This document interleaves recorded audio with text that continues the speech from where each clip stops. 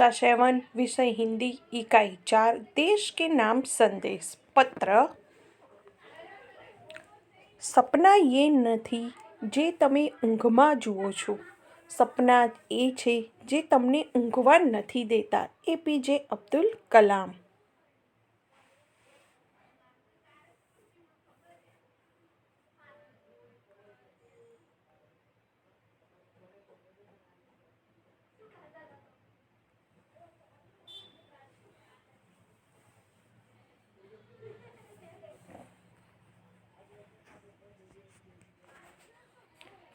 APJ Abdul Kalam देश के नाम एक संदेश देते हैं भारतवासियों को, जिसके बारे में इस लेसन में हमें सिखाया गया है। उन्होंने देश के लोगों को संबोधित करके एक पत्र लिखा है और उस पत्र में से हमें क्या सीख मिलती है वो हमें इसमें से सीखना है। हमने पत्र के बारे में जाना है। यहाँ पर अपनी बात भेजने का एक अन्य माध्यम है ईमेल। इसकी बात है ईमेल किया है। यहाँ हमारे देश के पूर्व राष्ट्रपति एवं missile man doctor Abul Pakir Jainulabdeen Abdul Kalam ने नई दिल्ली से 19 मई 2005 के दिन "क्या आपके पास देश के लिए 10 मिनट है?" नाम से देश के नागरिकों को ईमेल किया था, जिससे देशवासियों में देश भावना, कर्तव्य पालन का भाव विकसित हो। तो एपीजे अब्दुल कलाम ने देश के नाम ईमेल किया था और सब अपने देश को दिल से प्यार करेंगे। पत्र यहाँ से भेजा गया है। मातृछाया ऊंची शेरी, गांव मेसपुरा, तहसील भाभर, जिला बनासकांठा, दिनांक 24/12/2011। किरण, प्रिय मित्र हर्ष, नमस्ते। मैं यहाँ सुकुशल हूँ। आशा है वहाँ सभी सकुशल होंगे। तुम्हारा खत मिला, पढ़कर खुशी हुई। मैंने डॉक्टर अबुल कलाम का देशवासियों के नाम भेजा गया एक ईमेल पढ़ा, वही तुम्हारे लिए प्रेषित कर रहा हूँ। डॉक्टर कलाम अपने संदेश की शुरुआत में ही पूछते हैं, क्या आपके पास अपने देश के लिए 10 मिनट का समय है? तो ईमेल में उन्होंने फर्स्ट वाक्य ये लिखा था, यदि है तो इसे पढ़िए और वरना अपनी मर्जी आपकी है। इसके बाद वह देश के लोगों की सोच बताते हुए कहते हैं, हमने पत्र के बारे में जाना है। यहाँ पर अपनी बात भेजने का एक अन्य माध्यम है ईमेल। तो इस तरह हमारे पूर्व राष्ट्रपति एपीजे अब्दुल कलाम ने देश के नाम एक संदेश भेजा था, ईमेल किया था और उसमें लिखा था कि आपके पास 10 मिनट का समय है देश के लिए। यदि समय है तो आप ये पढ़िए। आप कहते हैं हमारी सरकार निकम्मी है। आप कहते हैं हमारे कानून पुराने पड़ गए हैं। आप कहते हैं नगर पालिका कचरा नहीं उठाती। आप कहते हैं फ़ोन काम नहीं करता। रेलवे मजाक बन गई है। एयरलाइंस दुनिया में हमारी ही सबसे खराब है। चिट्ठी अपनी मंजिल तक नहीं पहुंचती। आप कहते रहते हैं और कहते ही रहते हैं। आपने इस बारे में क्या किया? बस कहा ही है, खाली कुछ किया नहीं है। मान लीजिए एक व्यक्ति सिंगापुर जा रहा है। उसे अपना नाम दीजिए, उसे अपनी शक्ल भी दे दीजिए। तो इस तरह एपीजे अब्दुल कलाम कहते हैं कि हम हमारी सरकार को निकम्मी कहते हैं, हमारे कानून को पुराना कहते हैं, नगर पालिका को दोष देते हैं कि वो कचरा नहीं उठाते, फ़ोन अच्छी तरह काम नहीं करते, हमारी जो रेलवे लाइन है वो मजाक बन गई है, एयरलाइंस हमारी दुनिया की सबसे ख़राब है, और ये सब हम गलतियाँ निकालते रहते हैं। हमने इसके बारे में सोचा नहीं है, बस कहते ही रहते हैं और गलतियाँ निकालते रहते हैं। तो एपीजे अब्दुल कलाम ने कहा कि मान लो कि एक व्यक्ति सिंगापुर जा रहा है, उसे अपना नाम दीजिए और उसे अपनी शक्ल भी दे दीजिए। वो हमें इस तरह से कुछ कहना चाहते हैं कि हम अपने देश के कैसे नागरिक हैं। हम हमारे देश की खामियां ही ढूंढते रहते हैं। आप दुनिया के सर्वश्रेष्ठ हवाई अड्डे पर उतरते हैं। सिंगापुर में आप अपनी सिगरेट का टुकड़ा सड़कों पर नहीं फेंकते और स्टोर में खाते भी नहीं हैं। तो वहाँ के सब रूल्स आप फॉलो करते हैं। आपको उनकी भूमिगत संपर्कों पर रश्क महसूस होता है। आप शाम 5 से 8 बजे के बीच आर्चर्ड रोड पर कार चलाने का टोल टैक्स तकरीबन 60 रुपये भुगतान करते हैं। अगर पार्किंग में आपने निर्धारित समय से ज़्यादा गाड़ी खड़ी करी है तो टिकट पंच कराते हैं। लेकिन आप सिंगापुर में कहते कुछ नहीं करते हैं क्या? दुबई में आप रमज़ान के दिनों में सार्वजनिक रूप से कुछ भी खाने का साहस नहीं करते। जिहाद में बिना सिर ढके बाहर नहीं निकलते।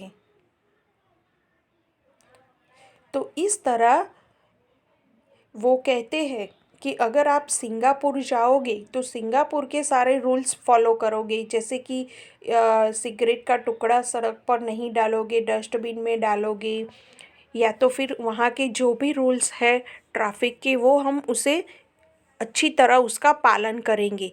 और वही रूल्स अगर इंडिया में है तो हम उसे अच्छी तरह नहीं निभाएंगे। उसी तरह दूसरा उदाहरण दिया है कि दुबई का, अगर दुबई में भी हम जाएंगे तो वहाँ भी जो रमज़ान के दिन होते हैं वहाँ कोई सार्वजनिक रूप से खाना नहीं खा सकता, तो हम भी उस टाइम हम उस रूल्स का पालन करेंगे। लेकिन वही रूल्स अगर हमारे देश में है तो हम उसे अच्छी तरह नहीं निभाएंगे। तो इसी तरह वो एपीजे अब्दुल कलाम हमें संदेश देते हैं कि बाहर के देशों में विदेश के रूल्स को हम फॉलो करते हैं, लेकिन जो इंडिया में अगर ऐसा कोई रूल्स बनाए तो यहाँ के लोग देशवासी उसे फॉलो नहीं करते और फिर बाद में दोष सरकार का ही निकालते हैं।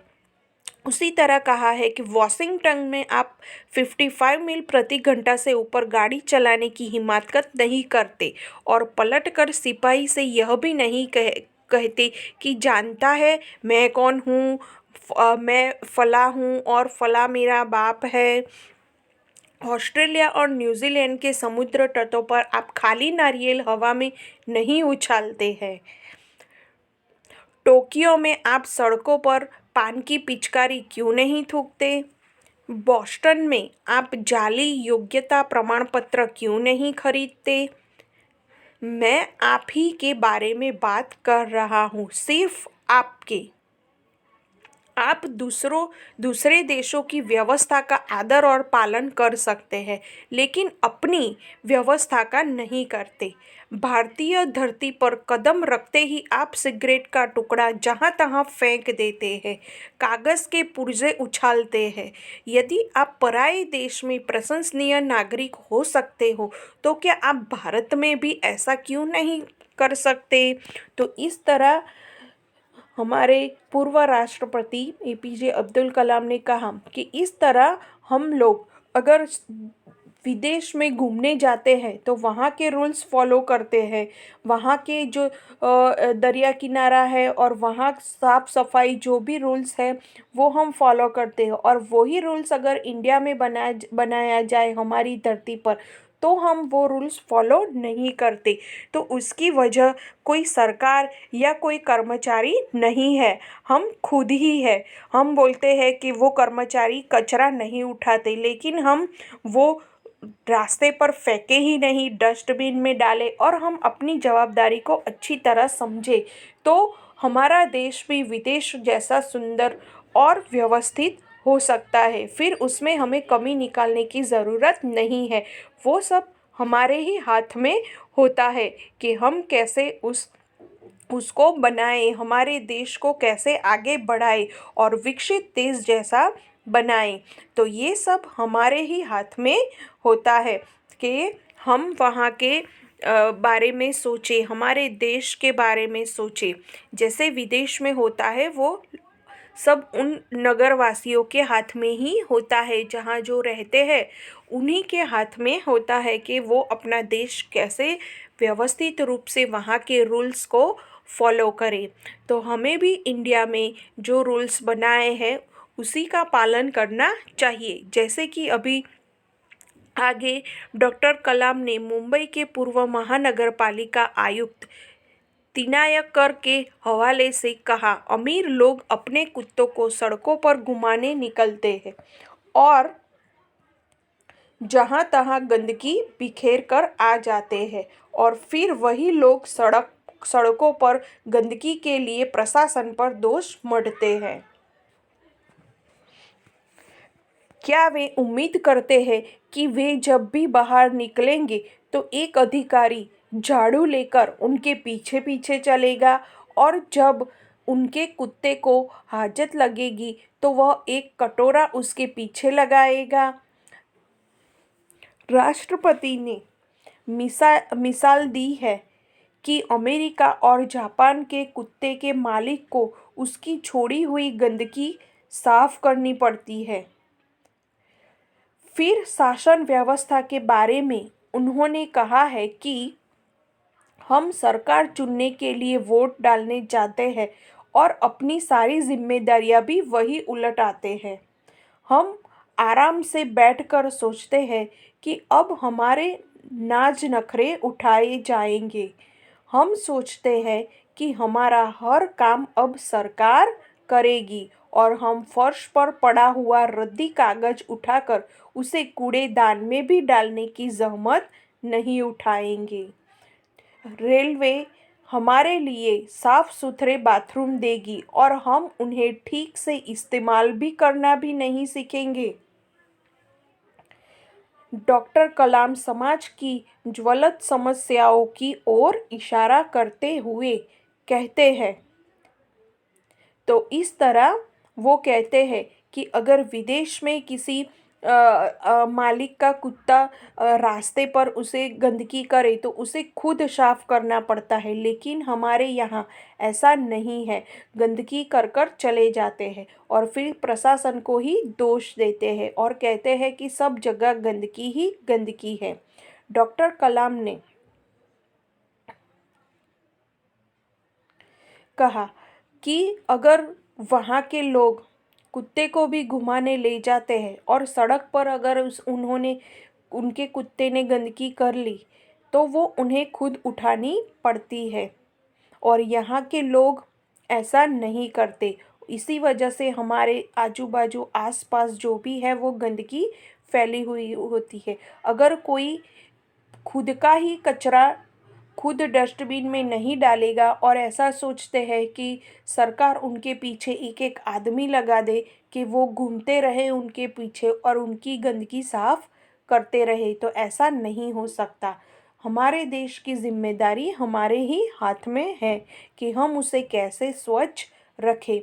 इसीलिए अभी हमारे देश में जो स्वच्छता अभियान चल रहा है वो उसी के लिए ही है कि हम भी हमारी जिम्मेदारी समझें और इधर उधर गंदगी ना फैलाएं और हमारे देश को भी विदेशों जैसा साफ सुथरा और विकसित देश बनाने की ओर आगे बढ़े।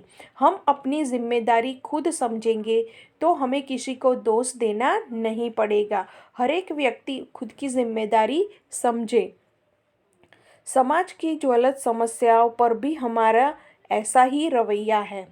हम ड्राइंग रूम में बैठकर दहेज के खिलाफ गला फाड़ते हैं और अपने घर में इसका उल्टा करते हैं और बहाना देखिए पूरी व्यवस्था ही खराब है ऐसा बहाना बनाते हैं। अगर मैं अपने बेटे की शादी में दहेज नहीं लूंगा तो इससे कौन सा बड़ा फर्क पड़ जाएगा। इस व्यवस्था को बदलेगा कौन। यह व्यवस्था है किसकी। आप आसानी से कह देंगे।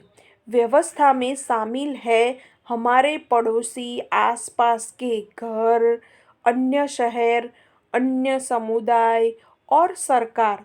लेकिन मैं और आप कतई नहीं।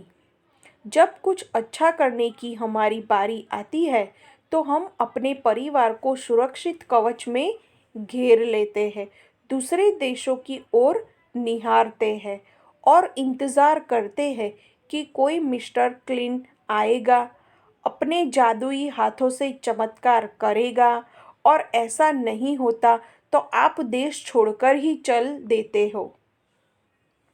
उन्होंने कहा है उन्होंने कहा हम अपने भय से भागकर अमेरिका जाएंगे, उनके गौरव का गुणगान करेंगे, व्यवस्था की प्रशंसा करेंगे और जब न्यूयॉर्क असुरक्षित हो जाए तो आप इंग्लैंड भाग जाएंगे।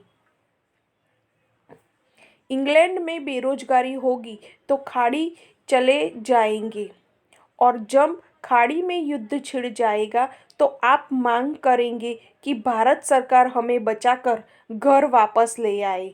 हर कोई देश को गाली देने को तैयार है पर व्यवस्था में सकारात्मक योगदान के बारे में नहीं सोचता।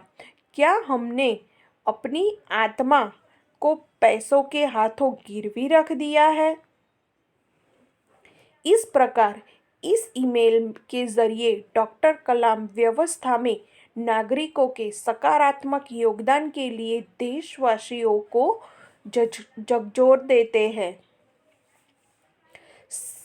श्रेष्ठ नागरिक बनने की शुरुआत करने की अपील करते हुए संदेश में कहा गया है कि अगर आप वाकई संदेश से सहमत हैं तो इसे अपने 10 और साथियों को ईमेल से भेजिए।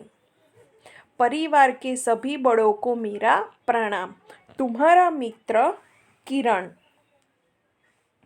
तो इस तरह से देशवासियों के नाम उन्होंने संदेश भेजा है। हम अगर सरकार चुनते हैं और उन्हें वोट डालते हैं तो हमें ऐसा लगता है कि हमने हमारा कर्तव्य निभा लिया, अब सरकार सब देखेगी, हमें अब कुछ करना नहीं है। तो ऐसा नहीं होता। हमें अपनी जिम्मेदारी निभानी चाहिए। हमें गंदगी नहीं फैलानी चाहिए। हमें जैसे कि कागज़ और कुछ भी कचरा देखते हैं तो उसे उठाकर हमें डस्टबिन में डालना चाहिए, उतनी ज़हमत रखनी चाहिए। हमारे देश की जो व्यवस्था बनाई गई है जैसे कि रेलवे, एयरलाइंस या कोई भी व्यवस्था हो, अगर वो साफ़ बनाई गई है, साफ़ सुथरी बनाई गई तो उसे गंदा कर हम ही करते हैं। इसीलिए ये जिम्मेदारी के है हमारी कि हम उसे अच्छी तरह इस्तेमाल करें और उसे साफ़ सुथरी रखें। तभी तो हम हमारे कर्तव्य में आगे बढ़ पाएंगे और हमारे देश को भी आगे बढ़ा पाएंगे। अगर कोई ऐसा सोचे कि हमारा देश ऐसा है वैसा है और वो लोग बाहर चले जाते हैं हमारी देश को खराब बोलकर, लेकिन वो वहाँ जाकर वहाँ के देश के सारे नियम कानून को पालन करते हैं, वही अगर हम हमारे देश में उस नियम कानून की व्यवस्था का पालन करें तो हमारा देश भी आगे बढ़ सकता है। फिर बाहर के देश में जाके जैसे कि अमेरिका और वहाँ कोई मुसीबत आती है तो दूसरे देश पे चले जा, दूसरे देश में मुसीबत आती है तीसरे, और फिर लास्ट में सरकार को बोलती है कि हम तो भारत देश के वासी हैं, हमें हमें हमें बचा लो, हमारे देश हमें वापस ले आओ। जब मुसीबत आती है तब हमारा देश हमें याद आता है, लेकिन पहले से ही हम यहाँ के देश के प्रति हमारा जो कर्तव्य है वो हम अच्छी तरह निभाएंगे तो हम उसे आगे ला पाएंगे।